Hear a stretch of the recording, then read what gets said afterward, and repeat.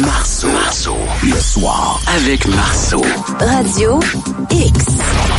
Il est journaliste, beau bonhomme, auteur, enquêteur de l'insolite, enquêteur du paranormal. Christian Page est avec nous, christianpage.ca. Salut, cher Christian. Salut à tous. Comment ça va? Ça va bien. Ouais, j'ai une mauvaise nouvelle pour toi. Vas-y. Une très mauvaise nouvelle. L'asile de Sainte-Clotilde va fermer.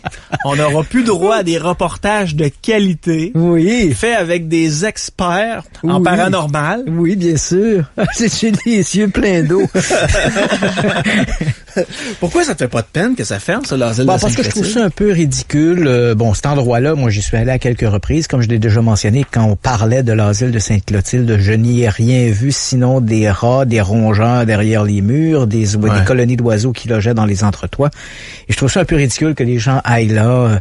C'est parce que au mieux, les chasseurs de fantômes se trompent eux-mêmes. Au pire, ils trompent les autres. Mm-hmm. C'est un peu ça le drame, c'est qu'ils amènent des gens sur place, puis là, ils sont dans l'obscurité, puis là, d'un coup, on entend un craquement, un bruit, puis là, voilà, il doit y avoir des fantômes, et là, on alimente toutes sortes de rumeurs. Moi, je pense que la seule chose qui hante l'asile de Sainte-Clotilde, c'est les rats, c'est les rongeurs derrière les murs, les pigeons dans les entretoits, puis ça s'arrête à ça. On pouvait juste y aller le soir, là-bas? Non, pas du tout. Non? Tu pouvais y aller à longueur de journée, mais bien sûr, les chasseurs de fantômes préfèrent le soir parce que, bien sûr, je sais pas où ils tiennent leur information, mais apparemment, les fantômes ne se manifestent que dans l'obscurité. Il y a une heure pour sortir. Ouais, c'est ça, il y a une heure pour sortir. Il y a un syndicat dans l'au-delà qui dit, hey, avant la tombée du jour, il n'est pas question que vous sortiez d'ici. Fait que les gens, ils vont dans l'obscurité. Moi, je me suis fait dire, à un moment donné, par les chasseurs de fantômes, ils me disaient, on y va la nuit parce qu'il y a moins de bruit, moins de pollution de bruit, ce qui est tout à fait vraisemblable, là, si on veut essayer de s'isoler un peu. Ouais. Mais je sais pas dans leur monde, mais dans le mien. Je sais, je viens d'une autre planète, là, mais dans le mien, il y a un curieux appareil qui vient du futur et qui fait de l'électricité et ça s'appelle une génératrice. Tu vois? Ben oui. Jamais c'est ça. Quand tu vas généralement dans la plupart des lieux où les gens vont, les chasseurs de fantômes vont, il y a du courant, il y a de l'électricité, il y a un système domestique qui permettrait de se brancher. Ouais. Pourquoi font-ils leurs expériences dans l'obscurité? C'est un peu mystérieux parce que quand on se réfère à la littérature, puis là on parle quand même d'un siècle et demi de littérature où on parle de fantômes. Et 60% des manifestations ont été rapportées ou de jour ou sous une lumière artificielle. Ce qui veut donc dire que statistiquement, j'ai plus de chances d'avoir une manifestation sous la lumière du jour ou sous une lumière artificielle qu'en plein milieu de l'obscurité. Or pourtant, 100% des chasseurs de fantômes font leurs expériences, chassent les fantômes dans l'obscurité. Donc on peut se poser la question pourquoi. Et bien sûr, dans le cas de Sainte-Clotilde, il n'y a pas de courant domestique sur place parce que l'asile est abandonné quand même depuis. Parce que j'ai lu toutes sortes de trucs à propos de ça. À partir du moment où on a annoncé que l'asile serait condamné, faut quand même, là les gens disaient c'est abandonné depuis les années 80, pas du tout. Hein. Il y a eu un incendie de mémoire en 1988, mais le bâtiment est resté entre guillemets, viable jusqu'au début des années 2000. On a essayé de lui donner de nouvelles vocations. À un moment donné, on a voulu même le transformer en une sorte de camp d'été pour les jeunes. Et puis finalement, on a même refait une partie du toit à cette époque-là. On parle ici de 1999 ou 2000. On a refait une partie du toit. Et là, à ce moment-là, on a abandonné les travaux et les propriétaires, à ce moment-là, à tout le moins les gestionnaires, ont abandonné l'édifice parce que c'était trop coûteux de le restaurer. Donc, il s'est abandonné officiellement depuis le début des années 2000. Et bien sûr, il n'y a plus de courant domestique, mais quand même, il y a la possibilité de mettre, parce que moi j'ai tourné des émissions télé, et tu comprendras on avait de la lumière, on avait des projecteurs, on avait toutes sortes de trucs, donc on avait amené des génératrices sur place, on pouvait amener du courant sur place. Donc, je ne sais pas pourquoi les chasseurs de fantômes chassent les fantômes dans l'obscurité, pourquoi ils demandent des PVA, des phénomènes de voix électriques, ils sont là avec leur magnétophone, mais est-ce qu'il y a des esprits ici? Répondez-nous, faites-nous un son, un bruit, etc. Pourquoi sollicitent-ils des PVA dans l'obscurité? Ça aussi, c'est mystérieux. On dirait que les fantômes sont incapables de parler dans le noir, à moins, j'ose avancer l'explication suivante. Mon grand-père me disait quand j'étais petit, dans le noir, tu te fais des accroires. Ça se peut-tu? Ouais. Ça se peut-tu? C'est vrai qu'il nous disait ça quand on était jeunes. Hein? Dans le noir, tu te fais des accroires. Ben, ça se peut-tu que dans le noir, tu te fais des accroires? Okay. Ça se peut-tu que dans le noir, les chasseurs de fantômes se font beaucoup d'accroires? T'es libre de répondre ou non. Vas-y. Parce que je sais que des fois, tu te fais achaler. Mais est-ce que tous les chasseurs de fantômes au monde sont des fraudeurs? Non, pas du tout. Non, pas du tout. La grande problématique, c'est dans la foulée des émissions de télé-réalité du genre Ghost Hunter. C'est là qu'est arrivé le drame. En fait, au Québec, il n'y en avait aucun groupe de chasseurs de fantômes avant les Ghost Hunters à la télé. Et là, les gens regardent ça à la maison. Ça a l'air trippant. Oui. Et 100%, je le dis bien, là, 100% des groupes de chasseurs de fantômes au Québec sont constitués de gens qui n'ont pas de formation académique en sciences ou en technologie. Donc, on s'entend bien. Donc, ces gens-là savent pas vraiment ce qu'ils font. Donc, très peu de connaissances. Très peu de connaissances. Ces gens-là, ils croient. Hein? Genre, j'ai rien contre la croyance. Faut bien s'entendre. Moi, j'ai rien contre les chasseurs de fantômes. Les gens me disent, mais tout le temps en train de taper le dessus des chasseurs de fantômes. Que ces gens-là, ils croient je n'ai rien contre les chasseurs de fantômes. Ce que j'ai contre les chasseurs de fantômes, c'est qu'ils essaient de nous faire croire que ce qu'ils font, c'est de la science. C'est ça qui m'agace. Okay. Si les chasseurs, tous les groupes de chasseurs de fantômes qui disent, nous, on a des gadgets, on a des appareils, on va dans des maisons hantées, on a du fun, on tripe, il n'y a rien de très sérieux là-dedans. On fait ça parce qu'on a du fun, puis on tripe. Ça, j'ai pas de problème avec ça. Tu peux avoir tu peux triper en chassant les fantômes, comme tu peux triper en allant jouer au golf. Mais s'ils chargent l'argent en trompant des gens? Quand ils chargent de l'argent, ils disent à des gens, on va vous amener dans nos enquêtes d'un soir ou d'une nuit. Là, ils font payer des gens des dizaines et des dizaines de dollars pour les accompagner. Ils leur font croire que parce qu'ils utilisent une quincaillerie électronique, ils font de la science. Mais combien de fois j'ai répété, c'est pas parce que tu donnes une calculatrice à un chimpanzé que tu vas en faire un mathématicien. Donc, ces gens-là, ça se donne un faux sentiment de science parce qu'ils utilisent des gadgets électroniques. Et il faut le dire aussi, ces appareils-là, ce sont des vrais appareils qui font de véritables lectures, mais qu'on a détourné de leur objectif premier. Dans la boîte à outils d'un électricien, un détecteur de champ magnétique, c'est un détecteur de champ magnétique. Dans la boîte à outils d'un chasseur de fantômes, le même détecteur de champ magnétique devient un K2, un détecteur d'entité. Tu vois que c'est pas du tout la même chose et pourtant c'est le même appareil. Cet appareil-là ne sert qu'à détecter des champs électromagnétiques et il n'y a rien, je le répète, il n'y a rien dans la littérature sérieuse sur les phénomènes de hantise ou de fantômes qui témoigne que les fantômes perturbent les champs électromagnétiques. C'est vrai dans Ghostbusters, un film des années 80, mais c'est faux dans la réalité. Il n'y a rien qui appuie ça. Donc, quand les chasseurs de fantômes utilisent cet appareil-là, on peut se demander pourquoi le font-ils?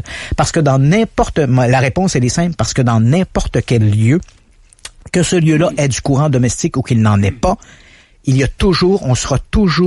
aura toujours autour de nous des variations dans les champs électromagnétiques. Que ce soit parce qu'il y a des ondes hertziennes localement ou peu importe, parce qu'il y a de la magnétite dans le sol. Tu peux imaginer toutes les raisons que tu veux, mais il y aura toujours des variations dans le champ électromagnétique. Donc, les chasseurs de fantômes, en utilisant ces appareils, on se promène dans une maison, on parle, oui, y a-t-il des esprits ici? Là, d'un coup, les lumières se mettent à clignoter, et là, eux interprètent ça comme étant, il y a une entité ou une réponse de l'au-delà. Alors que pour un électricien, ce serait, il y a une variation dans le champ magnétique ici. Ça s'arrête là. Il faut bien comprendre, Yannick, qu'en science, il y a un principe assez simple. Il faut au départ se poser la question de ce que l'on cherche. Oui. Dans le cas des chasseurs de fantômes, posons la question, qu'est-ce que vous cherchez? La réponse est, nous cherchons à démontrer, s'il y a des fantômes, si les fantômes existent, et si oui, les fantômes existent et s'ils sont là, quelle est la nature des fantômes? C'est ça les véritables questions. Et ça, c'est la démarche scientifique, c'est ça. Or, en science, est-ce que le détecteur de champ magnétique, le détecteur de variation de température, est-ce que ces appareils-là nous apportent une information qualitative sur l'objet de la recherche? Absolument pas. Est-ce que le fait qu'une variation dans le champ magnétique, ça me dit s'il y a des fantômes ou non? Non. Est-ce que ça me dit de quoi sont faits les fantômes? Non. Donc, en science, ça veut dire, prends tes appareils puis calisse-les d'un vidange. C'est là que ça va, parce que ça ne fournit aucune information qualitative sur l'objet de ta recherche. Ouais. C'est complètement inutile. Là, attention! Je ne dis pas que les fantômes n'existent pas. La science n'est pas en position non plus de dire si les fantômes existent ou non. Est-ce que c'est déjà arrivé des études scientifiques? Mais ce que je peux te dire, c'est que ce que présentent les chasseurs de fantômes comme étant des preuves, ce n'en est pas, et ça ne tiendrait pas 5 minutes devant un comité d'experts scientifiques. Ça ne veut pas dire que les fantômes n'existent pas, mais ce que eux témoignent comme étant des preuves, ce n'en est pas. Faut quand même aussi se rappeler ce que les chasseurs de fantômes ne disent jamais, et ça me met en rogne. À toutes les fois, ils utilisent un espèce d'appareil qui s'appelle un Ghost Box. Et ça, il n'y a pas un groupe de chasseurs de fantômes qui n'a pas son Ghost Box. Un Ghost Box, c'est un appareil qui scanne des longueurs d'onde. Et en scannant des longueurs d'onde, évidemment, de temps à autre, ils entendent une voix, un son, un bruit, et ils vont interpréter ça comme étant une voix fantomatique qui vient de l'au-delà. Ce qu'ils ne te disent pas. Et posons-nous la question, là. C'est pas parce que Christian Page le dit, mais faisons preuve d'une règle simple, le gros bon sens. Oui. Les chasseurs de fantômes ne te disent pas que ces appareils-là, ces Ghostbox-là, scannent exactement dans les longueurs d'onde des radios commerciales et les radios domestiques. C'est-à-dire qu'ils scannent la longueur d'onde par exemple, de Radio X ou de n'importe quelle autre station radio. Ils scannent dans ces longueurs d'onde-là. Ils scannent également les longueurs d'onde utilisées par les CB, les radios à ondes courtes, etc. C'est quand même mauditement pratique que les fantômes décident de parler dans cette plage-là. Hein? Ils auraient pu parler sur une autre plage. Non, ils parlent dans cette plage-là. Rappelle-toi, dans les années 80 ou 90, nos anciens tuners de radio, nos anciens postes de radio, il y avait une espèce de roulette qu'on tournait pour capter le signal, hein, pour se syntoniser. Fait que si tu tournais la roulette vite, ça faisait... D'un coup, tu pourrais entendre oui. Hop, t'as entendu un oui. Mais le oui, était-ce un oui de l'au-delà ou était-ce Yannick Marceau qui parlait à Marceau le soir? Tu comprends-tu? Tu peux pas le savoir. Ouais. Or, tu dis, c'est quand même curieux. C'est sûr que si je scanne dans les longueurs d'onde radio, éventuellement, on va capter quelque chose. Une parole. Puis là, d'un coup, j'interpréterai ça en fonction de ce que je fais. Hein? Donc, je suis en train de parler à des fantômes, je pose une question, je vais interpréter ce que j'ai entendu en fonction de la question que j'ai posée, puis je vais m'imaginer des choses. Donc ça, généralement, ou les chasseurs de fantômes ne le savent pas, donc ils se font avoir eux-mêmes en achetant ces cochonneries. Je me gêne pas pour le dire, ce sont des cochonneries. Ils se font avoir en achetant ça, ou bien trompent les gens parce qu'ils le savent puis ils savent très bien d'où viennent ces voix-là. Elles viennent des ondes radio. Deuxième question, simple bon sens. Essaie de t'imaginer, par exemple, on le sait, dans le domaine de la science, dans le domaine notamment de l'astronomie et de l'astrophysique, ce qui est actuellement à la mode, parce que ça fait beaucoup jaser, c'est d'essayer de trouver des signaux radio extraterrestres. Hein? Le projet SETI, le Search for Extraterrestrial Intelligence. J'ai participé à ça, moi, avec mon ordinateur. Avec ton ordinateur, bien sûr. Et c'est pour la plupart des gens, et là tu me dis tu vas loin, mais tu vas comprendre. La plupart des gens qui nous écoutent ce soir probablement ont découvert le projet SETI par le film Contact, mettant en vedette Jodie Foster, où on voit ces fameuses antennes qu'on tourne vers l'espace. Imagine-toi si les gens du programme SETI, qui utilisent toute cette technologie et ces antennes-là, tournaient leurs antennes vers l'espace et à un moment donné, un matin, ils nous disent « Wow! On a capté un signal radio extraterrestre. » Et là, tu leur poses la question. « Oh, il venait d'où? » Je le sais pas, l'appareil me le dit pas. C'est exactement la problématique avec le fameux scanner radio des chasseurs de fantômes. Tu te dis, pourquoi ton appareil te dit pas, hop, on a pogné une voix au 98.1, tu sais, là, tu pourrais dire, hop, on est à Radio X. On va syntoniser sur cette longueur d'onde-là, puis on va y jaser avec ton fantôme. Non. L'appareil ne te donne jamais à quelle longueur d'onde il a capté quelque chose. Tant et si bien que finalement, t'entends des voix, puis là, tu dis, c'est des fantômes. Mais la logique, le bon sens devrait te dire, cet appareil-là, aussi sophistiqué soit-il, quand il capte quelque chose, quand il capte un signal en dehors du bruit blanc, il devrait être en mesure de te donner quelle est la longueur d'onde. Tu pourrais simplement te syntoniser sur cette longueur d'onde et avoir une communication avec ton fantôme. Mais ça marche pas. Ça ne le fait pas. Pourquoi? Parce que c'est bien plus pratique de scanner les plages des radios commerciales et des radios ondes courtes, puis d'entendre de temps en temps un petit mot. Ça fait le fun, ça fait sexy. Mais le simple bon sens, c'est ça qui me dépense. Comment ça se fait que ces gens-là n'ont pas le simple bon sens de s'asseoir 5 minutes puis dire, attends une minute, c'est de la foutaise, c'est toutes ces bébelles-là, ces gadgets-là. Je dépense mon argent pour rien. Jusqu'à maintenant, il n'existe qu'un seul appareil qui a été utilisé de manière efficace pour traquer des fantômes ou des manifestations de type paranormal, et c'est la caméra vidéo. Il n'y a rien d'autre.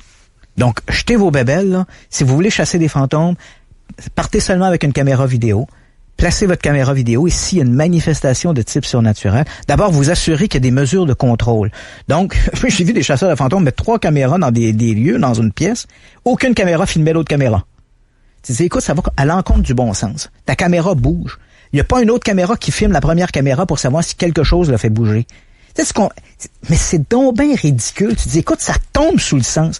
Donc, assurez-vous de placer des caméras dans des lieux et que dans chacune des caméras, il y ait au moins une autre caméra qui soit dans le champ de la vision pour que si une caméra X capte quelque chose ou bascule ou bouge, qu'on puisse savoir d'un autre point de vue si quelqu'un a passé derrière, a poussé la caméra, s'il y a quelque chose, un coup de vent qui s'est produit. Assurez-vous également d'avoir des mesures de contrôle efficace, c'est-à-dire vous assurer que les fenêtres sont bien fermées. À la rigueur, si vous avez la possibilité de faire venir un huissier ou des policiers qui vont s'assurer de mettre des confirmer que l'endroit est scellé, mettre des scellés sur les portes, les fenêtres, et là placer l'endroit sous surveillance pendant un certain nombre d'heures ou un certain nombre de jours. Et ensuite, on regarde les bandes vidéo, on regarde comment ça a été filmé.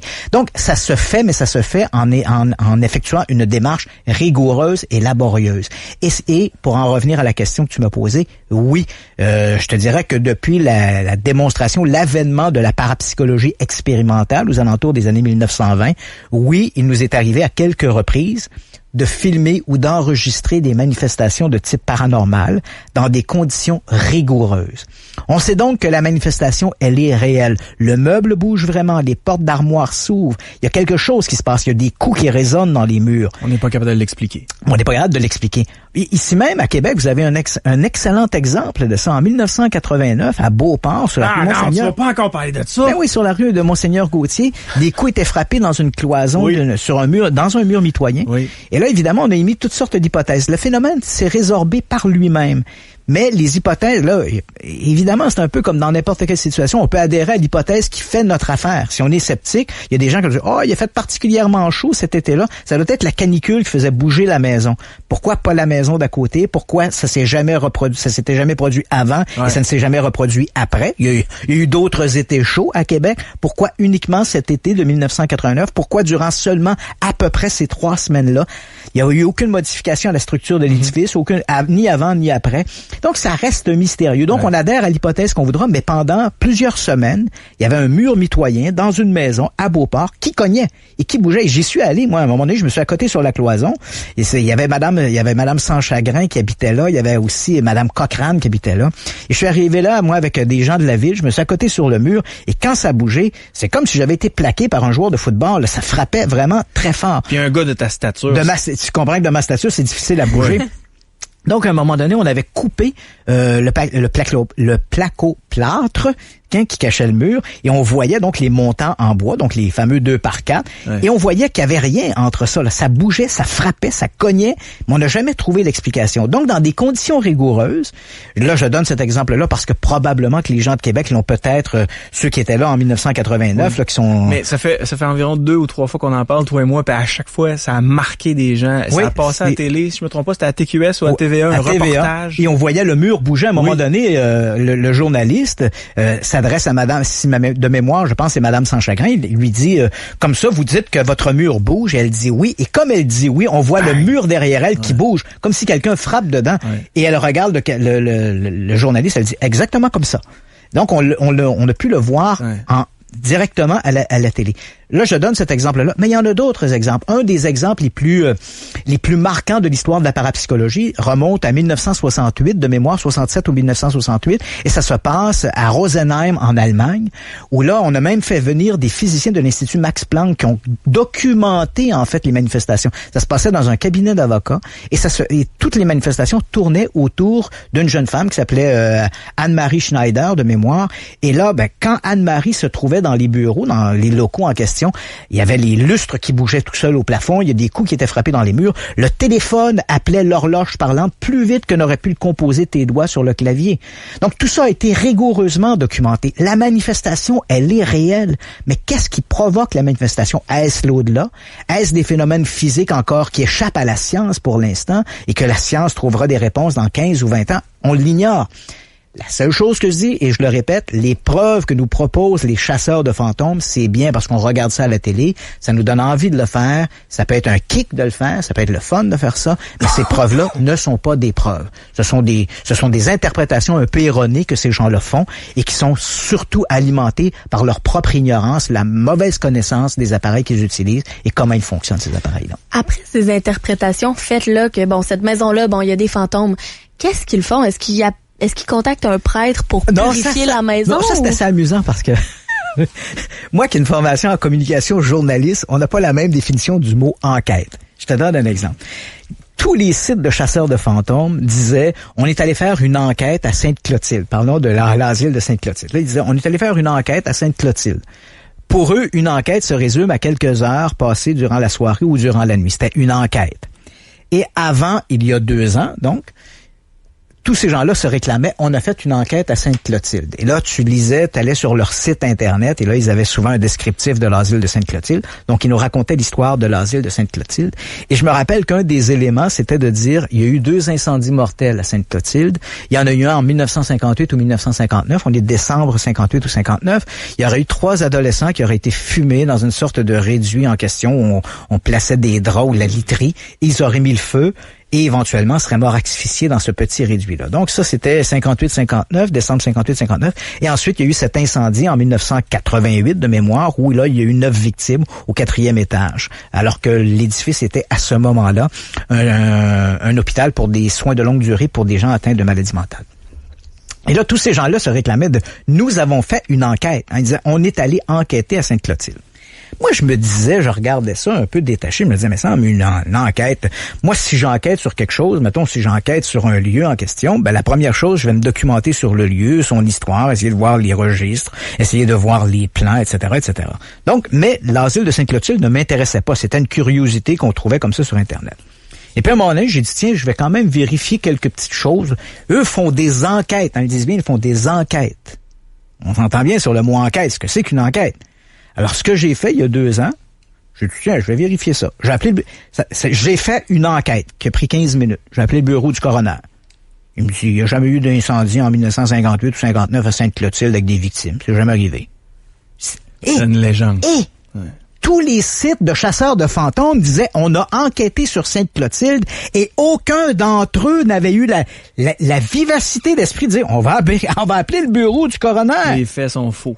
Et absolument, là, le coroner me dit, et là, il m'apprend que, en fait, tous les documents depuis 1985, toutes les morts, parce que s'il y a eu mort accidentelle de cette manière-là, il y a eu forcément enquête du coroner. On ne peut pas y échapper, c'est la loi au Québec. Alors, il me dit, tous les documents après 1985 sont classés ici à Québec. Donc, pour l'incendie de 1988, il y avait les documents qui m'ont fait parvenir avec le nom des très détaillés, avec des photos, bon, tout ça. Et ensuite, il me dit, pour l'incendie dont tu parles, donc on parle de, selon les sites de chasseurs de fantômes, on parlait de 1958 ou 1959, décembre 58 ou 59, vérification. Là, il me dit à moi, il dit, ces documents-là ne sont plus à Québec, ils sont conservés à Ottawa, aux Archives nationales. Il y a des registres pour les enquêtes du coroner. Donc, j'ai appelé là-bas.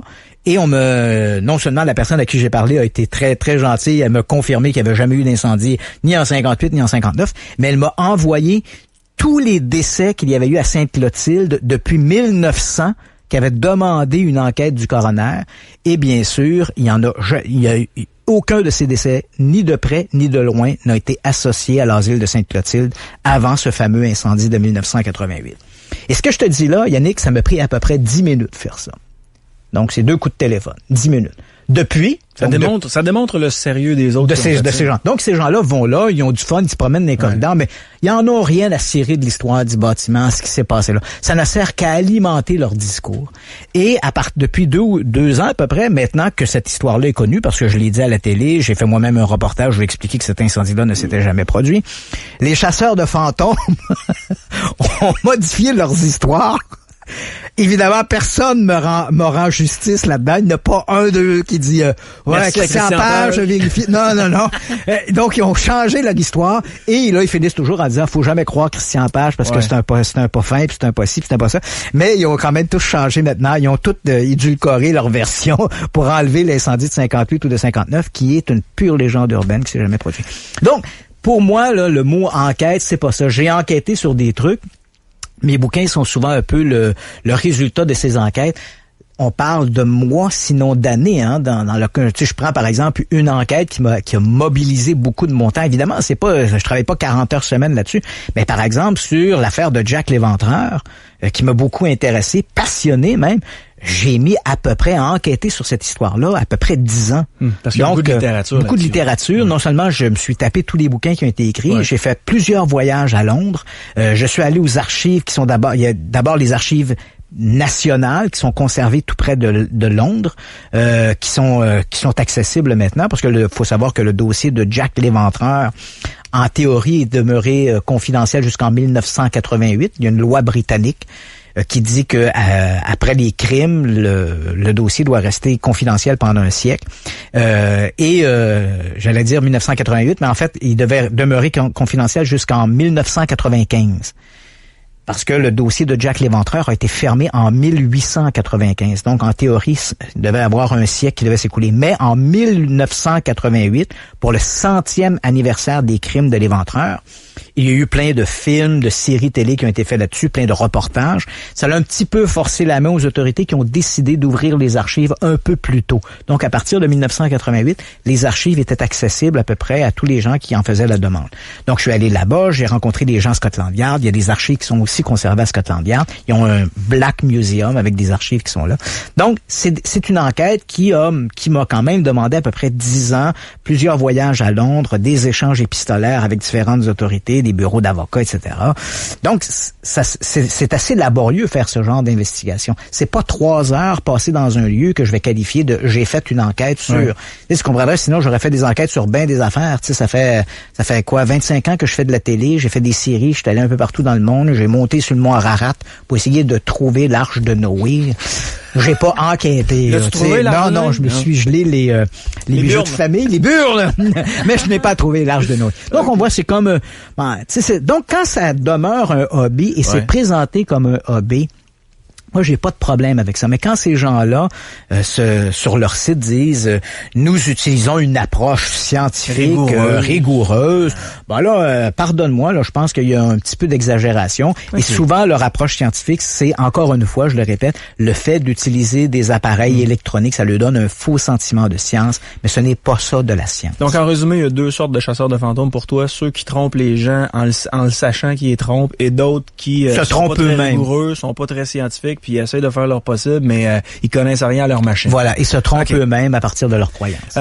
J'entends beaucoup parler des métaphysiciens, de la physique quantique. Est-ce que ça peut nous ouvrir d'autres portes qui étaient pas ouvertes dans les dernières années? Pas forcément sur la métaphysique, parce que la métaphysique, c'est autre chose. C'est un peu occulte et ésotérique, la métaphysique.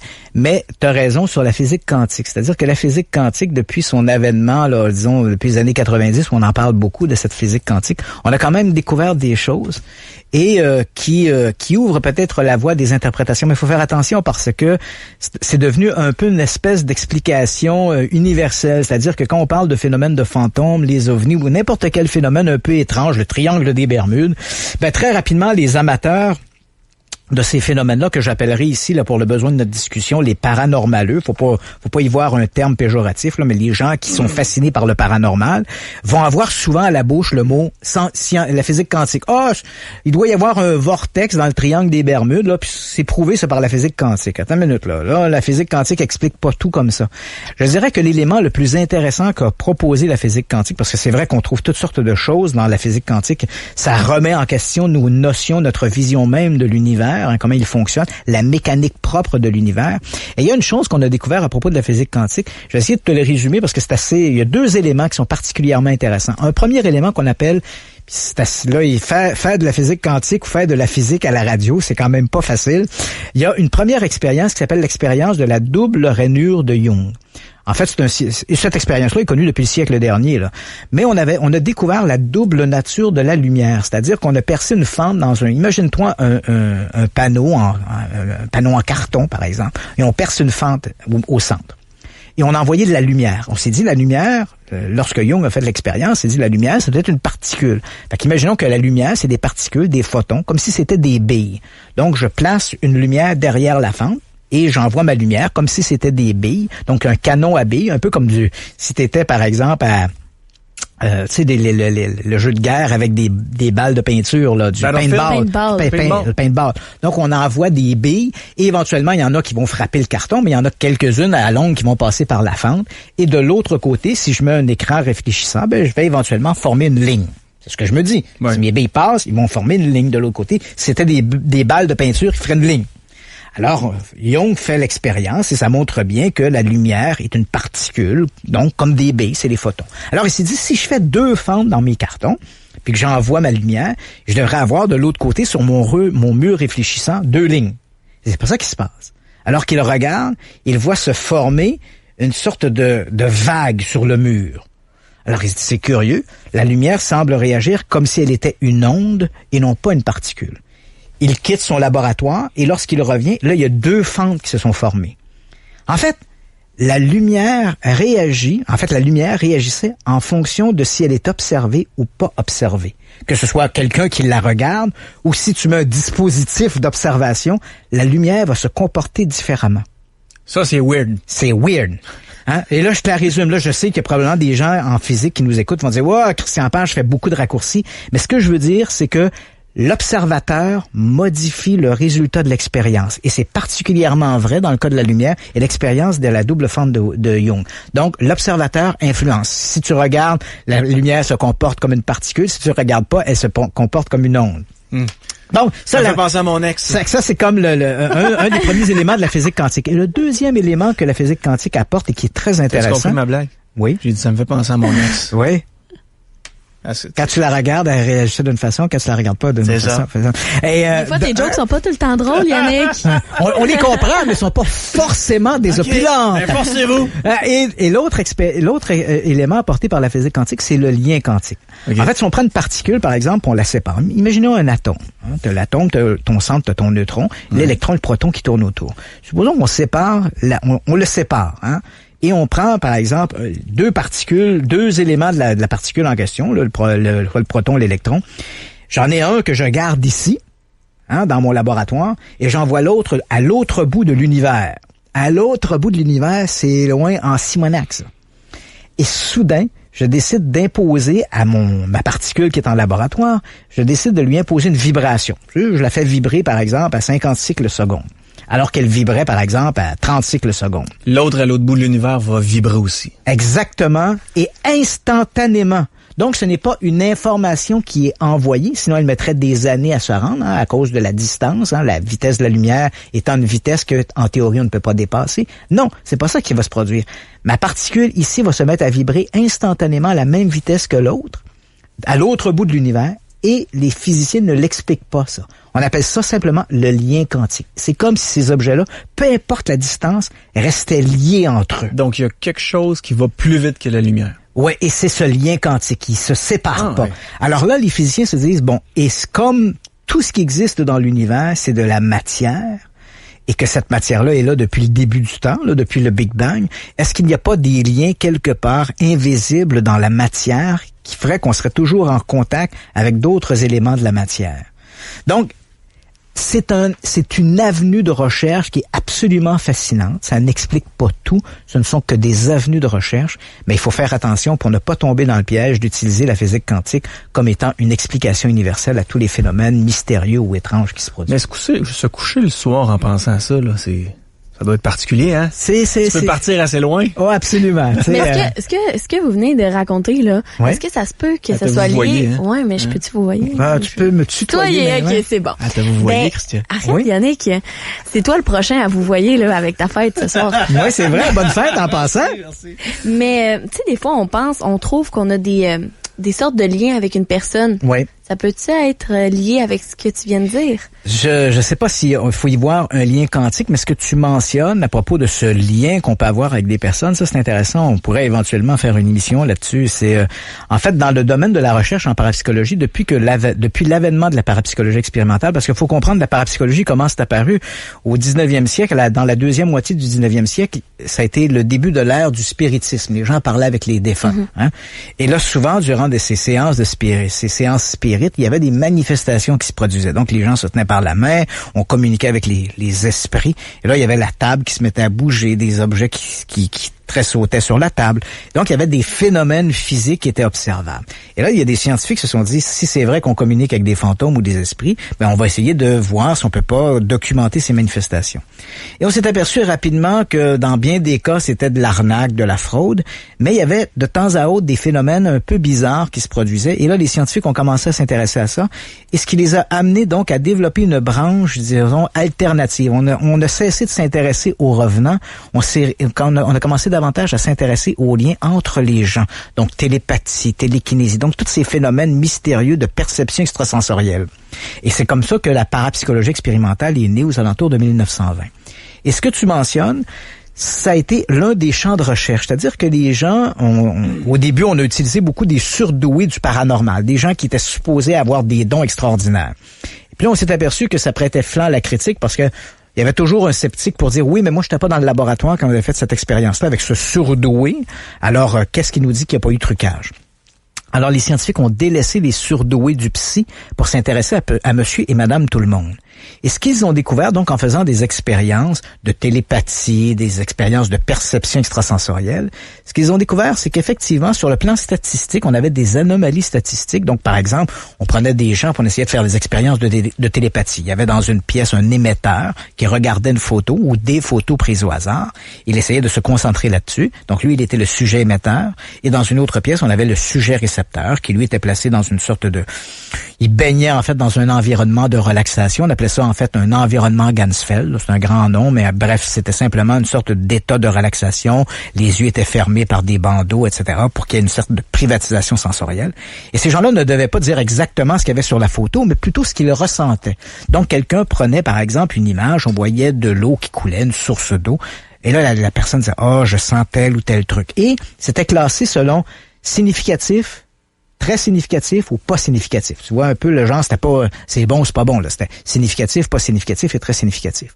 Et ce qu'on a constaté, c'est que les gens qui avaient des liens émotifs entre eux avaient de meilleurs résultats. Donc, statistiquement parlant, c'est comme si quelque part, on avait vraiment des liens de perception extrasensorielle avec des gens qui sont proches de nous. Soit des parents, ça peut être des parents avec leurs enfants et vice-versa, ou des parents qui ont un lien très émotif entre eux, là, des amoureux, amoureuses, qui vont réussir ce phénomène-là. Et ça exclut le fait que comme ces gens-là ne se voient pas et qu'il n'y a pas une communication verbale directe, parce qu'il y a des gens qui vont dire, ouais, mais quand sa blonde dit, quand elle hésite ou quand elle fait ceci ou cela, ou elle fait asile avant de parler, il y a comme des indices. À un moment donné, on vient qu'on connaît tellement l'autre qu'on connaît un peu ses réactions. Mais dans ce cas-là, il n'y avait pas de communication verbale ni de communication visuelle. Il y avait simplement l'émetteur qui se concentrait sur une image, le récepteur qui décrivait l'image, et on a obtenu une preuve statistique. Entendons-nous? J'ai bien dit une preuve statistique. Donc, il y a quelque chose qui va au-delà du hasard, qu'on n'explique pas en termes de science, mais qui, pour l'instant, n'est pas encore assez significatif pour devenir une preuve scientifique. Donc, on voit bien qu'il y a quelque chose qui se passe, mais quelle est la mécanique de ça? Comment ça fonctionne? Et là, évidemment, je te parle de méta-analyse. On n'a pas fait ça une fois avec un couple. On a fait ça des milliers de fois avec des centaines et des centaines de couples. On a pris l'ensemble de ces données-là, on les a regardées et on s'est aperçu qu'il y avait effectivement, quand il y avait un lien émotif entre les gens, il y avait légèrement, on s'entend, légèrement une anomalie statistique qui se produisait. Donc, il y a un lien, mais quel est ce lien-là? Est-il lié simplement à la perception extrasensorielle? Est-ce qu'on est doué de facultés qui dépassent nos 5 sens connus? Difficile à dire. Ou est-ce que c'est ce lien quantique dont j'ai parlé un peu plus tôt? On l'ignore. On sait qu'il y a quelque chose qui se passe. Et d'ailleurs, c'est ça la problématique avec les phénomènes paranormaux. Il faut se rappeler que la science fonctionne avec 5 raisonnements. Le premier raisonnement, c'est l'observation. J'observe qu'il y a quelque chose qui se passe. Le deuxième, j'émets une hypothèse. Pourquoi ça se passe? Ensuite, je vérifie cette hypothèse-là. Et si c'est vrai, j'émets une hypothèse et je vérifie mon hypothèse. Là, je dois émettre une théorie. Les gens confondent souvent hypothèse et théorie. La théorie, c'est la mécanique. Comment ça marche? Pourquoi que ça se produit comme ça? Donc, c'est la théorie. Et le 5e élément, c'est la validation de la théorie. Or, dans le cas, donc ça, lorsque ces 5 étapes-là sont franchies, on peut dire que ce phénomène-là répond aux règles de la science. Dans le cas des phénomènes paranormaux, on dépasse rarement l'étape numéro 1. On voit qu'il y a quelque chose qui se passe, mais on est incapable d'émettre une hypothèse, encore moins de vérifier l'hypothèse ou la théorie, tout le reste. Donc, les phénomènes paranormaux, par définition, ne sont pas des phénomènes d'ordre scientifique parce qu'ils échappent aux règles de la science. Est-ce qu'il faut prendre la science puis la mettre dans les poubelles puis dire, bon, ben la science est pas bonne? Non. La science est extraordinaire. La science, ça nous a fait passer des ténèbres à la lumière. Ça nous a permis d'éradiquer de nombreuses maladies. Ça nous a permis d'envoyer des hommes sur la Lune. La science est un excellent modèle. C'est pas le modèle parfait. Il y a certains phénomènes qui échappent à ces règles de science. Mais je pense que la science est un très, très bon modèle, même si parfois, elle est peut-être un peu dépassée par des phénomènes de type spontané ou unique, comme c'est souvent le cas avec les phénomènes paranormaux. Intéressant. Alright, les gens qui sont sur notre page Facebook nous voient à la télévision, on vous salue et s'ils regardent un peu plus attentivement, ils voient une grosse boîte devant le visage des midgets. Ouais. Est-ce que c'est le temps de l'ouvrir là ou on va l'ouvrir quand ce sera c'est parce toi qui le décidera? On va parce qu'on voulait parler un peu de quelques films d'horreur à regarder pour notre spécial Halloween et comme cette boîte là, elle est liée à ces films d'horreur, il faut attendre le moment propice pour l'ouvrir. Donc, on doit encore patienter? Absolument, on doit patienter. n'a pas le droit d'y toucher? Non, absolument pas. Okay. J'ai senti que ça a bougé tantôt. Non, mais honnêtement, ça me stresse un peu. Tu sais, ça a pas l'air d'être l'armoire la plus récente. Écoute, en arrière, là, il y a des inscriptions, puis je suis incapable de te lire ce qu'il y a là. Okay. J'ai peur de l'ouvrir puis qu'il y ait comme un clown qui sort.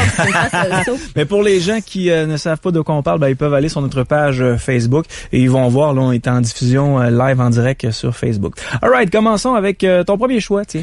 En fait, j'ai décidé j'ai comme choisi plusieurs films. C'est pas forcément des films, sont pas forcément dans l'ordre le meilleur, le moins bon, etc.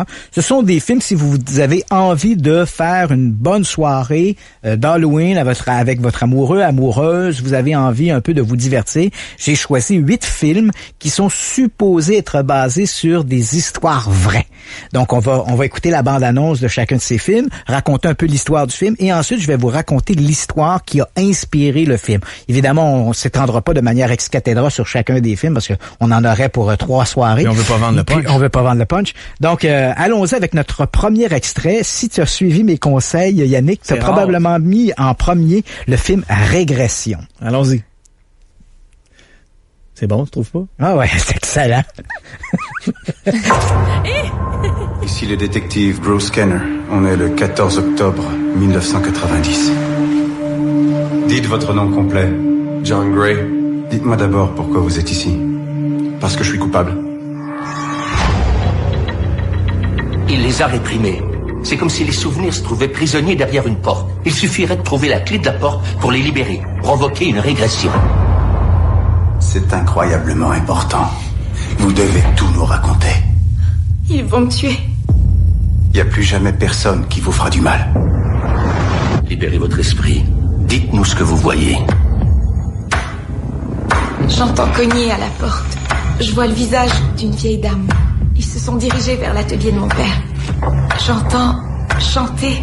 Ils portaient des soutanes. Ils célébraient une messe noire. Maintenant, ils vous tueront aussi. Le rapport du FBI, c'est peut-être plus gros qu'on ne le croit, Bruce. Je crois qu'ils m'ont suivi. Avez-vous la moindre idée de qui on pourchasse? J'ai l'étrange impression que cette affaire n'est en fait que la pointe de l'iceberg. Allô? Qui êtes-vous?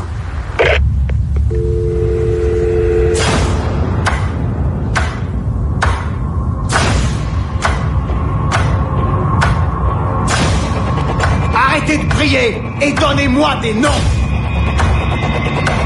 Je ne me rappelle pas. Montrez-moi vos visages! J'essaie de découvrir la vérité. C'est un mensonge!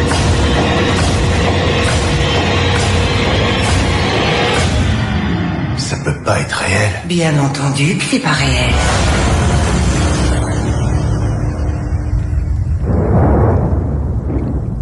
On salue les gens qui sont seuls dans leur véhicule ce soir. Donc, c'est un film, en fait, qui est passé presque inaperçu. C'est sorti en octobre 2015. Ça s'appelle Régression en français.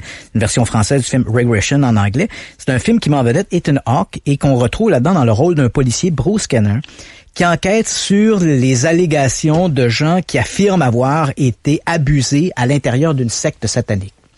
Et ça, c'est intéressant parce que ce film-là, évidemment, est basé sur une histoire vraie. Et l'histoire vraie de ça, C'est assez étonnant parce que c'est un épisode quand même assez important dans la culture populaire. En fait, l'affaire commence en 1980. Au Canada, il y a un livre qui est publié qui s'appelle Michelle Remembers. Et c'est l'histoire d'une femme qui s'appelle Michelle Smith, qui est allée voir, elle avait des problèmes de comportement. Elle est allée voir un psychologue qu'elle connaissait d'ailleurs. Elle avait déjà eu des traitements avec ce psychologue-là en question, un certain Lawrence Pazder. Et elle raconte au médecin, bon, elle a des problèmes, etc. Elle souffre de dépression. Il décide de la placer en état d'hypnose. Et là, sous hypnose, Michelle Smith va raconter que lorsqu'elle était enfant, elle aurait été abusée par une secte satanique à laquelle appartenaient ses propres parents et grands-parents. Et cet ouvrage-là, donc, est avec Lawrence Pazder, le psychologue, d'ailleurs, qui chacun de leur côté vont divorcer de leurs conjoints respectifs pour éventuellement se marier et former un couple. Fait que là, déjà, il y a un petit problème d'éthique, le psychologue qui marie sa patiente. Mais enfin, l'ouvrage Michelle Remembers est publié en 1980.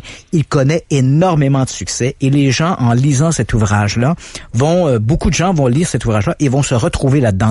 Ah, mais semble qu'il m'est arrivé des trucs comme ça. Et là, soudainement, il va se développer ce qu'on a appelé en Amérique du Nord la peur satanique. Alors là, les satanistes étaient partout, ils avaient infiltré les écoles, ils avaient infiltré le gouvernement, ils étaient un peu partout. Et là, on prenait de jeunes enfants, on les plaçait en état d'hypnose, et chaque enfant, bien sûr, avait son histoire sous hypnose et racontait une histoire d'abus. Est-ce que t'as joué à touche pipi avec mon oncle, ma tante? Oui, puis là, il y avait des sectes sataniques partout.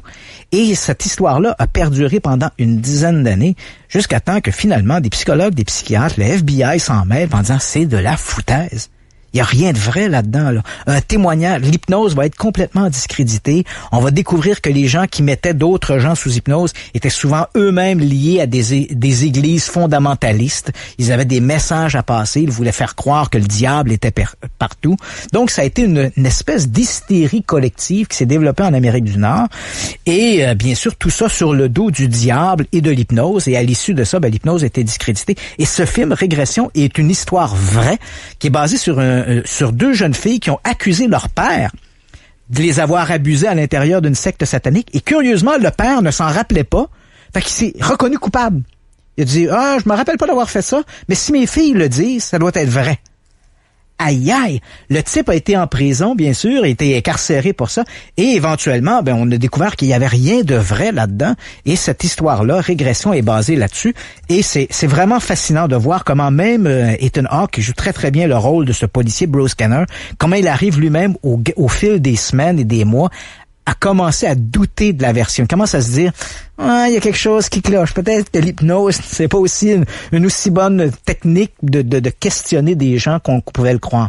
C'est vraiment un film à voir et ça nous fait réfléchir un peu sur cette peur satanique qui s'est développée dans les années 80. Donc Régression. Régression, absolument. Avec Ethan Hawke. Oui, absolument. Emma Watson aussi. Emma Watson est là? Oui, absolument. C'est vrai que ça a passé dans le vide, on n'a pas entendu parler. Non, et c'est un assez bon film, vraiment ça vaut la peine d'être vu. Parfait. Position numéro 2, si tu as suivi encore mes conseils, on est avec Hunting in Connecticut, la malédiction au Connecticut. Je te sens douter de moi. On y va. On y va? Allons-y. Ça devrait partir dans quelques secondes. Pourquoi le malheur s'abat-il sur les bonnes personnes? Nous sommes une famille normale comme toutes les autres. Nous n'avions rien demandé de tout ça. Et nous ne le méritions pas. C'est parfait. C'est spacieux et abordable. Je me demande où est le piège. Il y a une histoire derrière ces murs. Le premier qui arrive a choisi sa chambre. Matt, tu t'es trouvé une chambre? Dans la cave? C'est cool, j'aime bien moi. Qu'est-ce qu'il y a derrière ça? J'en sais rien.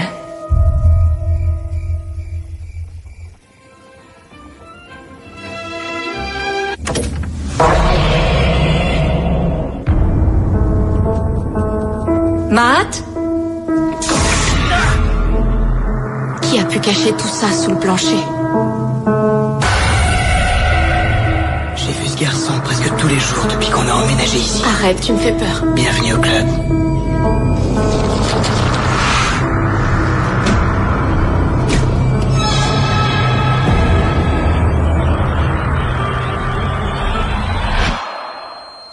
Regardez ça. Il y a eu des séances de magie noire dans cette maison. Les gens ne contactaient pas seulement les morts, ils les faisaient apparaître. Il y a quelque chose dans cette maison. Quelque chose chose qui n'est plus vivant, mais pas encore mort. Qu'est-ce qui s'est passé dans cette maison? Une chose démoniaque. Et elle veut votre fils.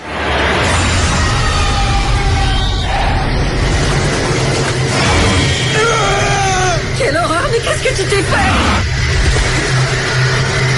C'est un vrai cauchemar. Vous devez tout de suite sortir.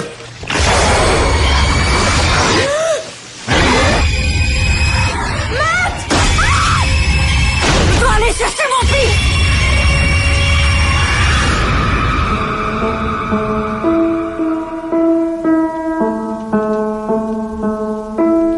Le piano est tannant.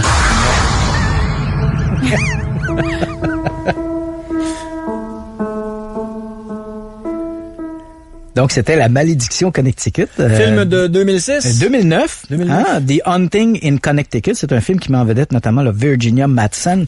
En fait, ce film-là est basé sur l'histoire d'une famille, les Snedeker, qui en 1986 ont aménagé à Southington dans une maison. Ouais. Il faut savoir que l'un des fils, Philippe, dans la famille Snedeker, qui était l'aîné de la famille, souffrait d'un cancer et il ne pouvait subir que des traitements que à l'hôpital local. Or, les Snedeker, au début, habitaient trop loin pour se taper comme ça les quelques heures que demandait le transport. Donc, ils décident de louer une maison et en louant cette maison à Southington, ils apprennent que, en fait, c'est une maison sur 2 étages et le premier étage qu'ils louent était autrefois une morgue. Donc, au moment où ils vont emménager dans cette maison, ils vont même retrouver, d'ailleurs, une espèce de treuil qui permettait de descendre les cadavres sous ça, qui est encore sur place. Donc, ils vont emménager dans cette maison et rapidement, il va y avoir des phénomènes mystérieux qui vont se produire. Et éventuellement, ils vont faire appel à un couple de chasseurs de démons très célèbre aux États-Unis, Ed et Lorraine Warren, dont on va parler un peu plus loin des films La Conjuration 1 et 2, où ils sont, eux, un peu les vedettes. Mais cette histoire-là aurait été enquêtée par Ed et Lorraine Warren, et éventuellement, il y a un livre qui a été publié sur cette histoire-là, qui s'appelle In a Dark Place, qui est écrit par un type qui s'appelle Ray Garton. Cela étant, ça c'est le fait rapporté. Maintenant, il faut savoir qu'il y a plusieurs petits trucs qui clochent dans cette affaire-là. D'abord, il faut dire que la famille Snedeker est une famille absolument dysfonctionnelle. Et une petite anecdote, moi j'avais parlé avec Ray Garton, et Garton me disait, écoute, et là je te raconte ça, c'est une anecdote, on est entre nous. Il dit, lui au début, quand l'éditeur l'appelle, il lui dit, écoute, il y a Ed et Lorraine Warren qui sont dans mon bureau. Ces gens-là ont enquêté sur une maison au Connecticut où il y a des manifestations paranormales qui se produisaient autour de la famille Snedeker. Et là, il dit, il voudrait écrire un livre là-dessus. Ray Garton avait déjà écrit des ouvrages de fiction, des sortes de romans d'horreur. Et il connaissait Ed et Lorraine Warren pour avoir lu à leur sujet dans des journaux, genre National Enquirer aux États-Unis, des trucs comme ça. Journaux pas très sérieux, mais quand même. Donc, il les connaissait de réputation. Il arrive donc dans le bureau, discute avec eux, tout ça semble sérieux, le contrat est signé. Et là, Ray Garton me confie, il dit, lorsque je suis allé rencontrer les Snedeker, leur histoire, chaque personne racontait des bouts d'histoire, mais aucun n'était vraisemblable, ça ne se recoupait pas du tout. Il dit, à un moment donné, je ne savais même pas comment donner corps à cette histoire-là. Je retourne voir mon éditeur et Ed Warren, qui était là à ce moment-là dans le bureau, et là, il dit, je me plains à l'éditeur, je dis, écoute, je peux pas écrire un livre là-dessus. Tout ce que ces gens-là racontent, c'est complètement décousu. Ces gens-là sont crackpots. Et Ed Warren de répondre, il dit, écoute, il dit, toi, ton métier, c'est d'écrire des livres qui font peur. Prends ce qu'ils te disent, arrange ça comme tu voudras, mais arrange-toi pour que ce soit un livre qui fait peur, puis on va s'occuper du reste. Donc, tu vois un peu comment on va trafiquer un peu la réalité, mais bref. On ficelle un peu l'histoire. Voilà, mais ça donne un film quand même très intéressant, La Malédiction Connecticut, de Haunting in Connecticut, basé sur une histoire plus ou moins vraie, disons-le comme ça. On arrive à mon film numéro 3? Oui, monsieur. Allons-y pour le film numéro 3. Ça s'appelle La Possession. Donc, on écoute la bande-annonce. Si vous êtes dans votre voiture, montez le son. Salut. T'es en retard. Chérie, on y va? Je les ramène dimanche en début d'après-midi. Seulement des repas santé, d'accord? Pas de pizza. Je te donne $5 si t'en parles pas à ta mère. On t'a 35, je dirai rien du tout. Papa, t'as besoin de vaisselle. Papa, je suis une grande dame, regarde. Papa, est-ce que je peux l'avoir? Tout ce que tu veux, Trésor. Il y a quelque chose là-dedans. C'est étrange, il n'y a aucun assemblage. Qu'est-ce que ça veut dire? Que celui qui a fait ça ne voulait pas qu'on puisse l'ouvrir.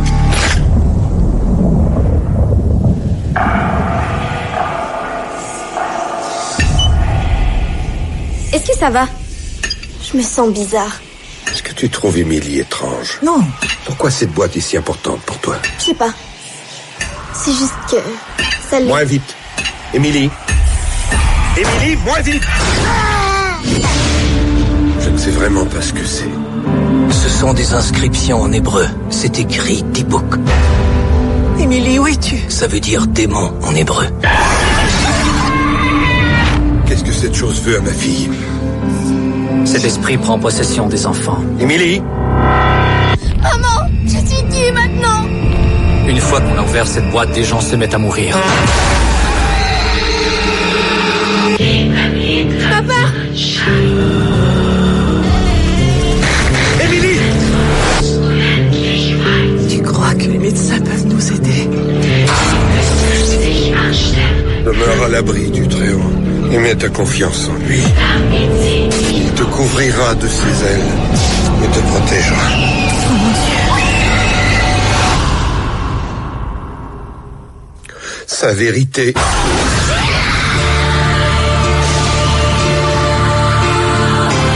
Laissez ma fille tranquille!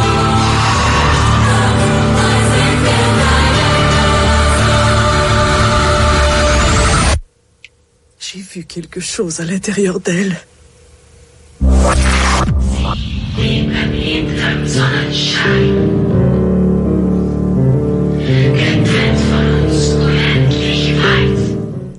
Pourquoi ils mettent toujours des enfants possédés? Ouais.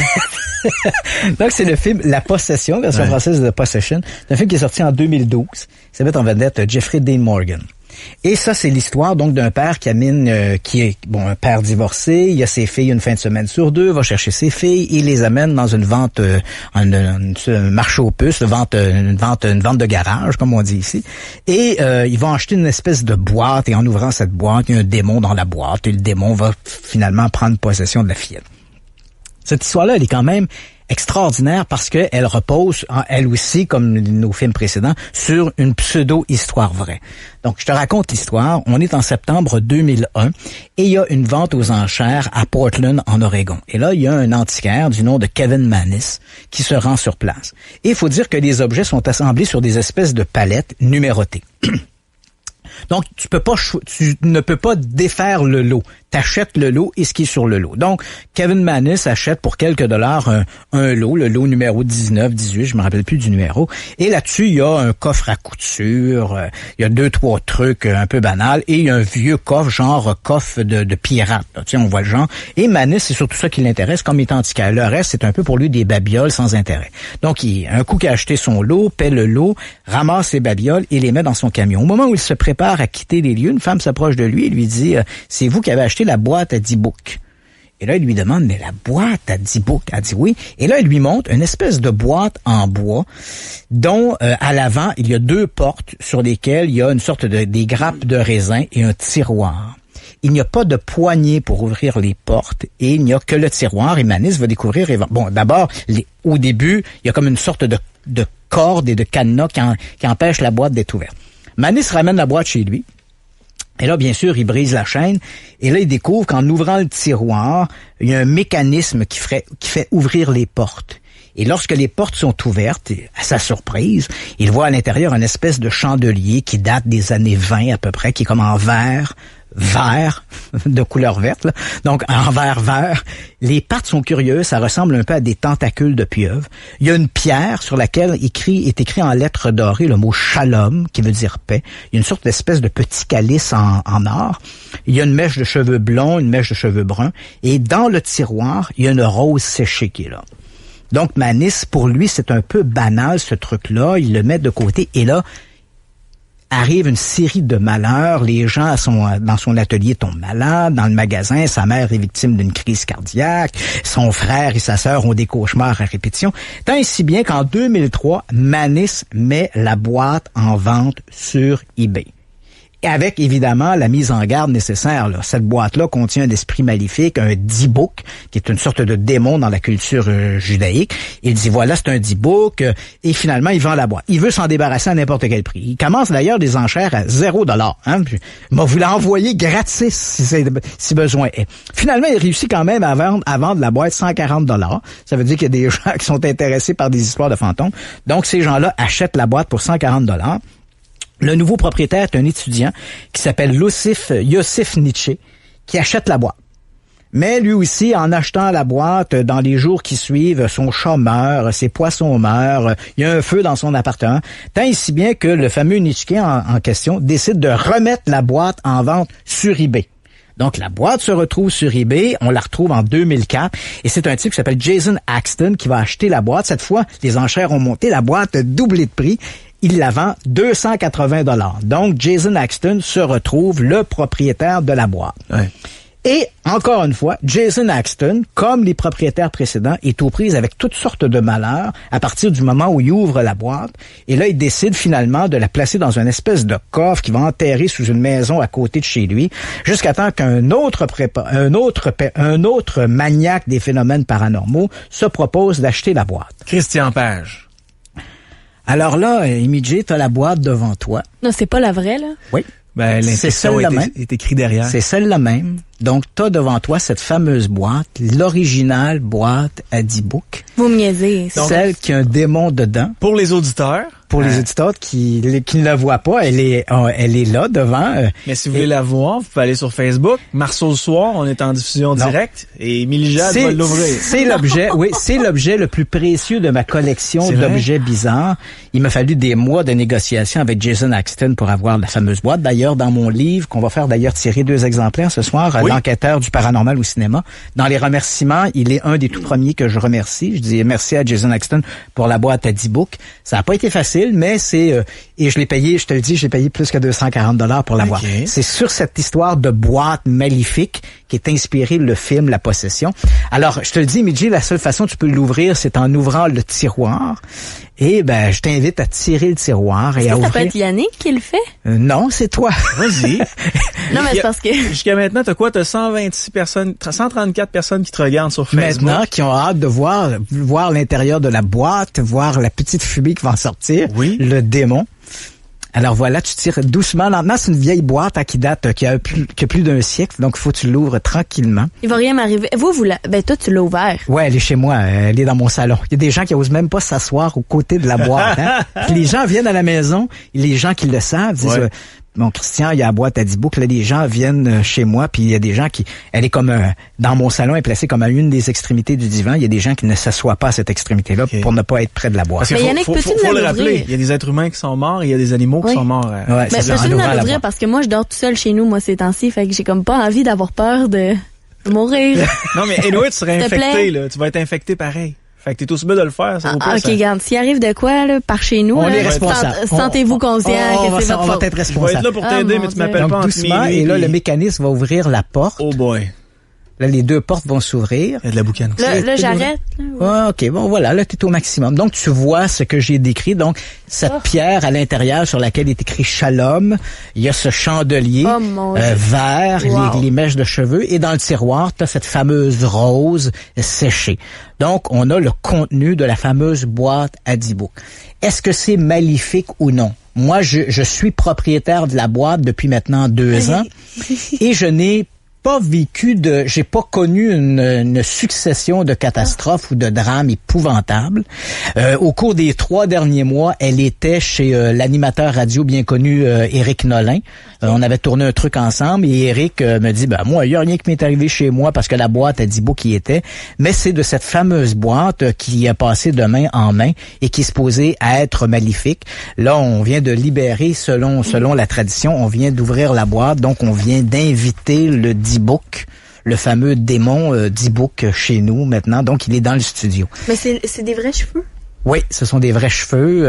Cheveux noirs, blonds. Et blonds, oui, voilà. La rose séchée, la pierre, oui, c'est ça.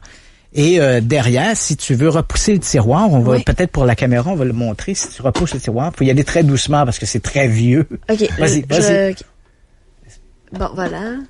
En fait, c'est un objet c'est assez amusant parce que c'est un objet qui, somme toute, au départ, on sait dans les enquêtes qui ont été faites, les recherches, c'est une boîte à vin, en fait.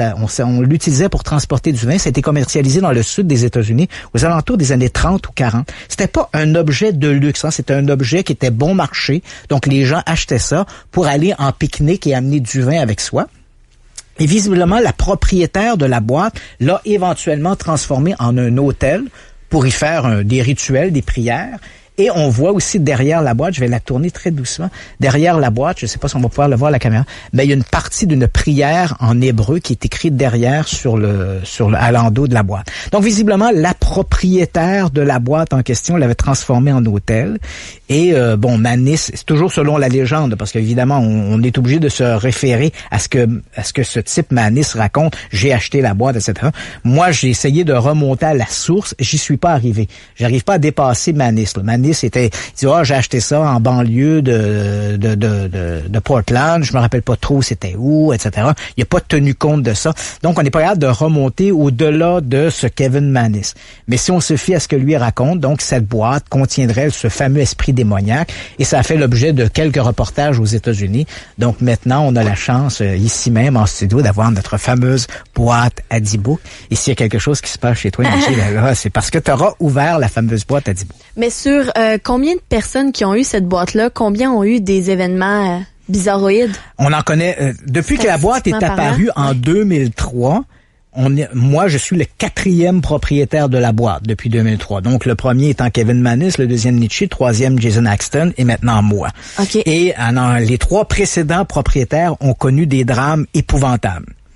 Donc, moi, statistiquement parlant, on n'est pas... statistiquement parlant, je suis le seul qui a la boîte et qui, pour l'instant, n'a pas rapporté de drame particulier. Mais comme n'importe qui, j'ai eu mes propres petits problèmes personnels, mais rien que je ne pourrais, que j'aurais échappé si je n'aurais pas eu la boîte. Je pense que je vais t'accompagner jusqu'à ta voiture parce qu'avec le courriel que je reçois depuis tout à l'heure, quand on a parlé des fantômes et des chasseurs de fantômes, ça se peut qu'en sortant tantôt... Il y en a quelques-uns qui ne sont pas très satisfaits qui veulent finalement me faire un mauvais sort avec ma boîte. À cause de la boîte à 10 000. Ah, tabarouette.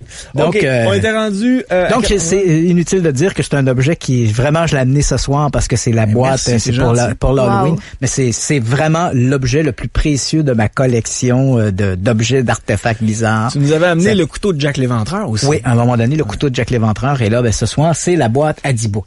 Le prochain, c'est un de mes films préférés. Oui, c'est un très bon film. On y va avec la bande-annonce. Ça s'appelle The Mothman Prophecies, la prophétie des ombres. L'histoire est basée sur des faits réels.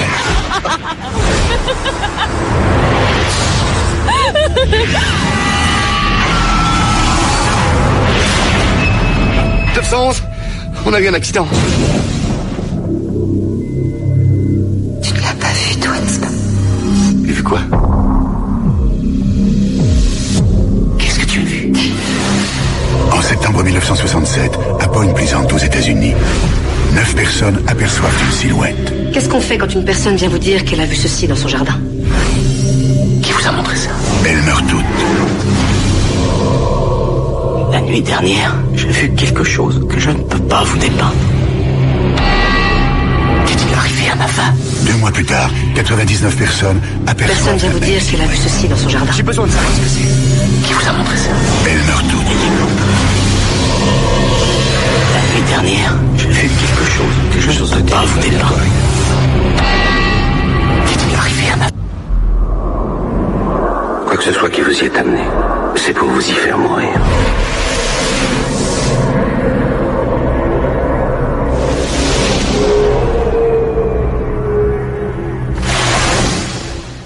La prophétie des ombres. Oui, c'est un excellent film. Ça met en vedette Richard Gere. C'est un film qui est sorti en 2002. Si vous n'avez pas vu ce film-là, c'est vraiment, ça vaut le détour parce que c'est un film, en fait, de climat. C'est basé sur une histoire. Encore une fois, entendons-nous, histoire vraie, mais faut toujours se rappeler que les films dits basés sur une histoire vraie sont toujours un peu romancés. Hein. Leur rôle, c'est pas un documentaire. On comprend qu'on va au cinéma, on va voir un film basé sur une histoire vraie. On va pas voir un documentaire. L'objectif premier du réalisateur, c'est de nous divertir. Donc, bien sûr, il va romancer certains faits. L'histoire que raconte La prophétie des ombres, en fait, c'est une action qui se passe dans les années 60, mais que le réalisateur Mark Pellington a transféré aux années 2000 pour nous la rendre plus contemporaine. Mais ça se passe, donc les événements en question remontent à 1966.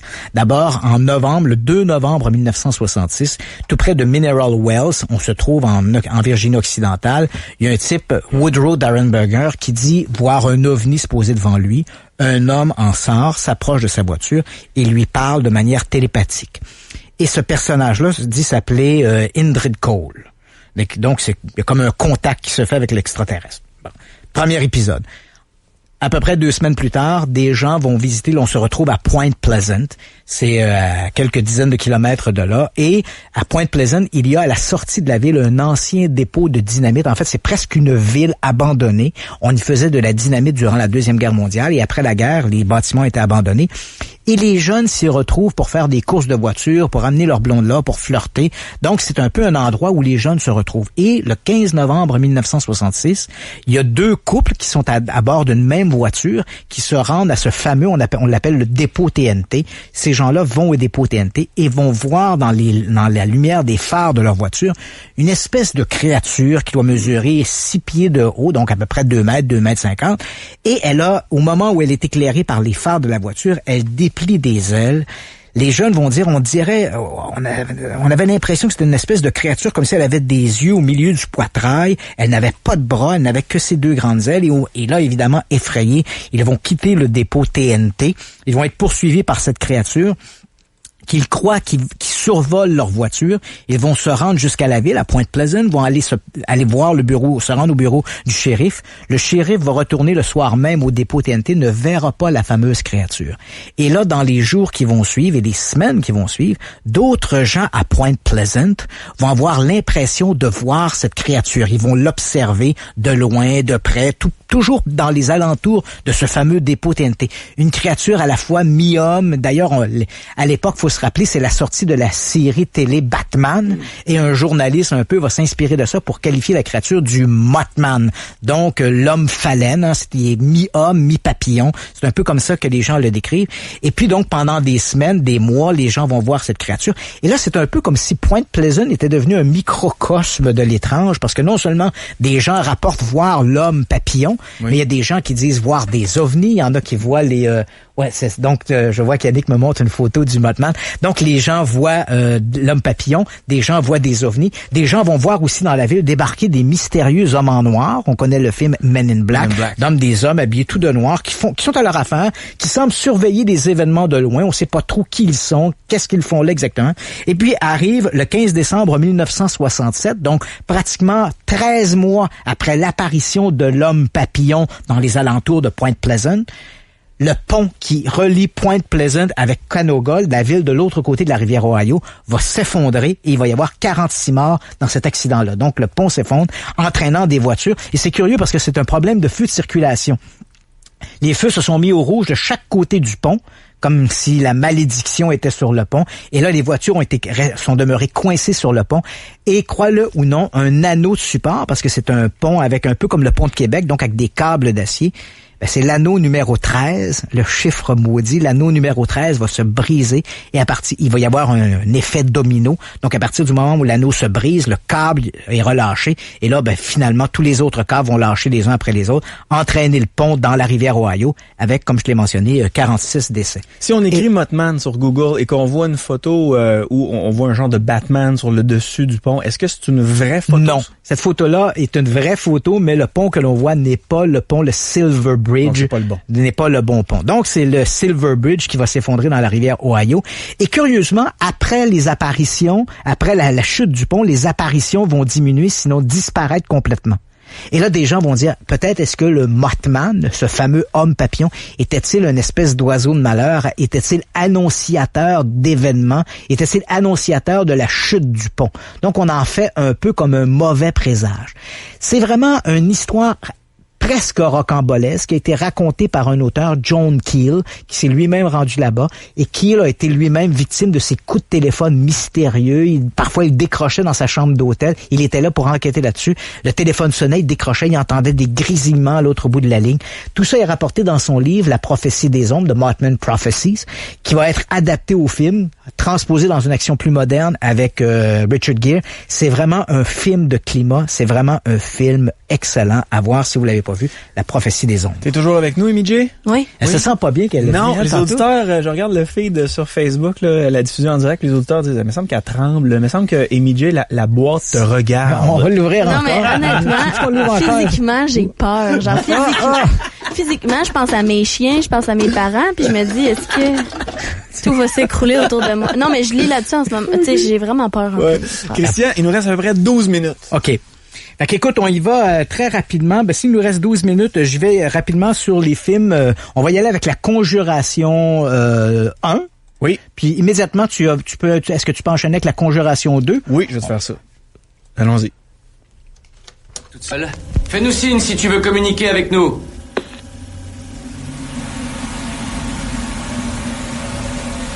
Frère.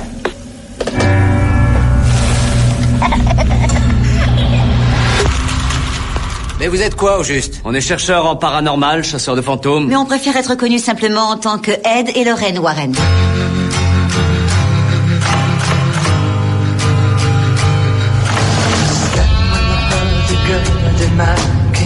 Il y a quelqu'un qui aimerait vous dire un mot. Il se passe des choses terribles dans ma maison.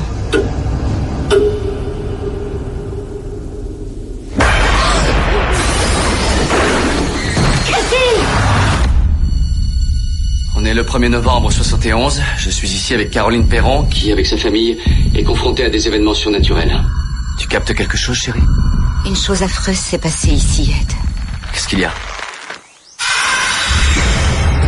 Tout ce que Lorraine sent, voit, touche est une épreuve très lourde pour elle. Un peu plus à chaque fois. Je dois vous dire qu'il y a beaucoup d'esprits ici. Mais c'est celui-là qui me préoccupe le plus, parce qu'il est très malfaisant. Regardez ce qu'elle m'avait fait.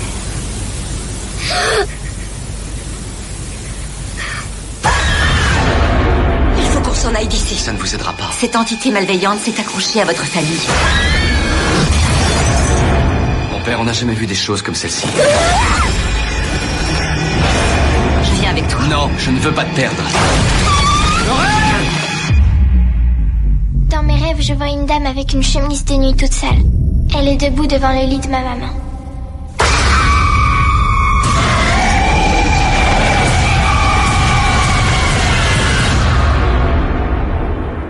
Tu veux le voir? Oui.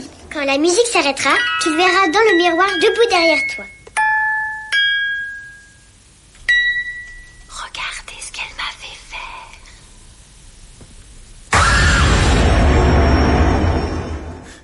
Donc ça, c'était La Conjuration 1. Maintenant, je fais entendre La Conjuration 2. C'est ma maison. Foutez le camp. Non, ce n'est pas votre maison. Comment vous appelez-vous? Je m'appelle Bill Wilkins. Et j'ai 72 ans. Que pensez-vous de cette voix? Il semble confus. Il est sénile? La voix sur cet enregistrement provient d'une fillette de 11 ans. Les gens parlent de l'Amityville d'Angleterre. Cette famille a désespérément besoin de notre aide. Après tout ce que nous avons vu, il n'y a plus grand-chose qui nous perturbe, ni l'un ni l'autre. Mais cette affaire me hante encore. As-tu l'impression que la voix provient de l'intérieur de toi? J'ai l'impression que quelqu'un parle derrière moi, qu'on se sert de moi pour parler. Ça va, Janet? Ne m'appelez plus Janet. C'est une enfant tellement charmante, qu'est-ce qu'on lui veut au juste? Un esprit oppresseur tente de vous obliger à commettre le péché suprême. C'est-à-dire? Un meurtre, un suicide, ou les deux.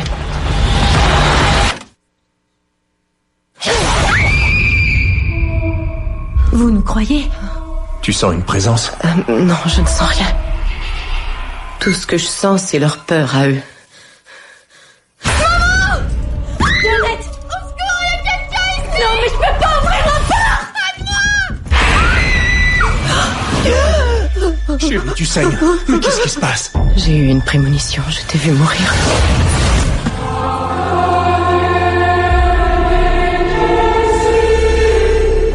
C'est qui ça? Cette famille n'est qu'un pion.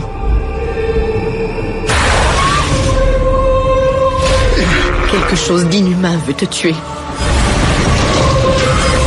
Si on continue de faire ce qu'on fait... Aide! Laissez-nous tranquilles! Tu vas mourir.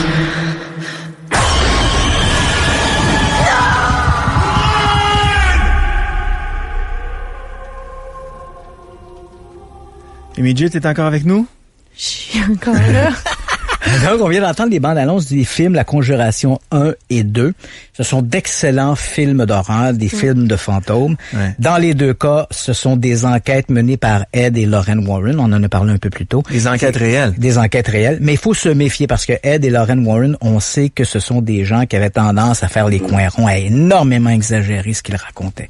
Mais ça faisait de la bonne littérature, ça a fait des ouvrages qui étaient vendeurs. Ce sont des bonnes histoires à raconter. Faut pas trop s'arrêter sur le détail. Dans le cas de La Conjuration 1, c'est une histoire qui touche la famille Perron. C'est une famille qui habitait qui habitait au Rhode Island, tout près de Présidence. Et en fait, ils habitaient à Harrisville. Là, j'avais une petite note ici. Et les phénomènes mystérieux. Ils ont acheté donc cette maison en 1970. Des phénomènes mystérieux se sont produits. Et éventuellement, les Warren y sont allés. On disait que Caroline Perron, la mère, était hantée. Elle avait 5 filles, je crois. Et Caroline Perron était la mère. Est-ce que c'est de descendance? Oui, c'est vrai. C'est Caroline Perron, mais le nom s'écrit Perron. Donc, on s'imagine que c'était probablement de descendance française. Donc, les Warren arrivent là. À ce moment-là, la mère a des comportements un peu marginaux. Il va y avoir une sorte de séance d'exorcisme qui va se passer. Pas tout à fait comme on le voit dans le film, mais bon, en réalité, dans les faits, Caroline Perron serait tombée sur le dos. Monsieur Perron aurait voulu l'aider. Ed Warren se serait interposé. Monsieur Perron lui aurait donné un coup de poing au visage en envoyant valser Ed Warren dans la cuisine. Donc, c'est comme ça que ça s'est passé dans la réalité. C'est pas comme ça qu'on le voit dans le film. Mais enfin, ça c'est pour La Conjuration 1. Et La Conjuration 2, c'est une histoire de poltergeist célèbre en Angleterre. Ça se passe en 1977. C'est la famille Hodgson. Ça se trouve à Enfield. C'est une sorte de banlieue populaire de Londres. Et là, à partir de l'été 1977, il y a des manifestations qui vont se produire dans cette maison-là, qui seront enquêtées notamment par le Society for Psychical Research. Il va y avoir 2 investigations parce que les phénomènes se produisent en 2 temps. C'est-à-dire qu'une première un premier épisode où il y a des manifestations et arrive le printemps ou le tout début de l'année 1978, les manifestations semblent s'arrêter ou diminuer. Les 2 enquêteurs à ce moment-là, Maurice Grosse et un type qui s'appelle Guy Lyon Playfair, vont se retirer de l'enquête. Et les phénomènes vont reprendre autour du mois de mars. Il va y avoir une nouvelle enquête menée par la Society for Psychical Research et ils vont surprendre parce que l'affaire se passe dans la famille Hodgson. Il y a 4 enfants, 2 garçons et 2 filles, mais un des garçons est absent durant ces manifestations. Donc, il est chez un oncle. Donc, il y a seulement que les 2 filles et un des garçons qui sont au centre des manifestations. Et au moment où il va y avoir une nouvelle enquête de la Society for Psychical Research, ils vont surprendre le garçon et une des filles, Janet, à truquer des manifestations. Et lorsqu'ils seront pris la main dans le sac, ils vont dire il y a les nouvelles manifestations, la reprise des manifestations, ils vont avouer que ce sont eux qui ont fait le coup.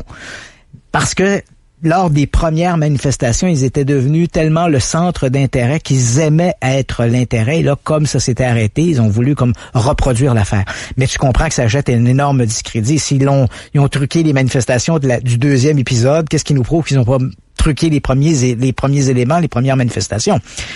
Ça reste un peu ambigu. Les Warren, apparemment, selon les rapports de la Society for Psychical Research, n'ont jamais enquêté sur le poltergeist d'Enfield. Et pourtant, tout le film La Conjuration 2 est basé sur une soi-disant enquête qui aurait mené les Warren à Enfield. Ça reste, faut mettre un énorme bémol là-dessus, mais au-delà du fait réel lui-même, ça reste que les films La Conjuration, ce sont 2 excellents films de fantômes sortis ces dernières années, parce que c'est difficile de faire des bons films de fantômes. Les 2 Conjurations 1 et 2, même si on a fait un peu des coins ronds par rapport aux faits réels, ce sont d'excellents films de fantômes. On n'aura pas le temps de penser les 2 autres propositions que tu nous faisais pour ce week-end. Par contre, on peut en mentionner. Je pense que on avait parlé de ces 2 films. Oui, en fait, ce sont 2 incontournables. C'est vrai qu'on en avait parlé. Donc, qui demeurent parmi les plus grands films d'horreur de tous les temps. Un qui date de 1983, qui s'appelle The Entity. En français, c'est L'Emprise. C'est l'histoire, dans le film, on raconte l'histoire d'une certaine Carla Moran qui est agressée sexuellement par une entité invisible. Cette histoire-là s'est réellement produite dans les années 70, au début des années 70. La Carla Moran s'appelait en réalité Doris Biter. Les manifestations étaient beaucoup plus de type poltergeist. Il y avait eu une enquête menée par l'Université de Californie qui s'était intéressée à l'affaire. Ce qui les intéressait, eux, les parapsychologues, c'était les manifestations de type poltergeist, donc les portes qui s'ouvraient, les coups frappés dans les murs, les meubles qui se déplaçaient. Quant aux soi-disant allégations d'agression sexuelle, dans la vraie histoire, elles n'ont jamais été documentées. Et même les parapsychologues ont considéré que c'était probablement un fantasme que Doris Biter imaginait, que c'était pas vrai. Il y avait vraiment des manifestations de type poltergeist, mais les agressions sexuelles, fallait mettre un bémol là-dessus. Mais on comprend que pour le cinéma, c'était beaucoup plus accrocheur de se concentrer sur les agressions sexuelles que sur le phénomène poltergeist. Et mon numéro 1, évidemment, j'imagine que les auditeurs l'ont probablement deviné. Oui, c'est un immanquable. Un immanquable, le film considéré comme étant le film le plus terrifiant de toute l'histoire du cinéma. C'est un film sorti le 26 décembre 1973. C'est L'Exorciste. T'écouteras ça ce soir, Émilie. Donc, L'Exorciste, d'ailleurs, qui était sorti, il y avait un gros coup de publicité. Le film sortait le 26 décembre 73, au lendemain de Noël. Donc, on comprend qu'aux États-Unis, on était encore dans les festivités de Noël avec la petite crèche sous le sapin, l'ange au sommet du sapin. Et là, le lendemain de Noël, au cinéma, sort L'Exorciste, qui raconte une supposée vraie séance d'exorcisme qui a eu lieu en 1949. Donc, évidemment, on a transposé les faits de manière plus moderne pour le situer en 1973. Ça met en vedette Ellen Burstyn et surtout Linda Blair dans le rôle de Regan McNeil, qui joue la possédée. Et c'est un film que, les effets spéciaux ont peut-être un peu mal vieilli avec le temps, mais ça reste un film dont le climat est tout à fait extraordinaire. Et je pense qu'on n'a pas fait beaucoup mieux dans l'histoire du cinéma que L'Exorciste, qui reste un classique à voir absolument. Tu as écrit un excellent livre qui s'appelle L'Enquêteur du paranormal au cinéma. Oui. On va en faire tirer deux copies où je raconte justement de ces histoires, de ces films qui ont été basés sur des histoires vraies, où je raconte en détail les histoires qui les ont inspirés. On en fait tirer 2 exemplaires ce soir. La question qu'on pose, c'est quel est le nom de la boîte qu'Émilie a ouvert ce soir devant nous? Peu importe l'orthographe, parce qu'il y a plusieurs orthographes, mais si on a la bonne consonance, ça va aller. Le 10 et le 11e appel va gagner ces 2 livres-là. On salue tout le monde. Je souhaite de passer un beau week-end. Christian, on envoie les auditeurs sur ta page Facebook, Christian Page. Le www.christianpage.ca. Christianpage.ca, ton site web. Merci beaucoup d'être passé. On se reparle la semaine prochaine, mercredi. Oui, absolument.